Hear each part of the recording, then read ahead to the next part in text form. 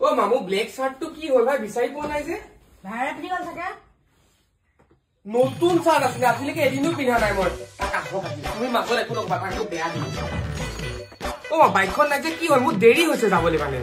ভাড়া নিলে থাকা কোনে নিব মই বেয়া পিন্ধিম মাতি কৈছো না মোৰ দেৰি হৈছে মানে কথা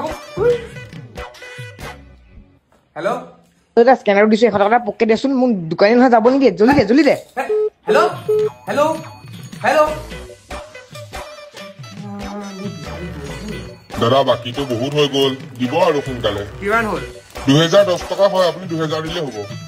ইয়াৰ লক্ষী থকাও পইচা লয় নেকি মোৰ হিচাপ আছে 500 টকাও হোৱা নাই এই দাদা ধেমালি কিয় কৰে আপোনাৰ নামত আপোনাৰ ভাইটিয়ে বাকি দিয়ে আপুনি দিব বুলি কয় কাৰণে মই বাকি দি দিওঁ ঐ তই মোৰ নামত বাকি খাইছ বোলে আৰু খাইছ তো 2000 টকা কৰি দিলি বাকি কোনে কৈছে ভৰলাই কৈছে হে আহি কৈছে গৈ যাওঁচোন 1980 টকা আছিলে 20 টকা এনেই লিখিছে গুয়া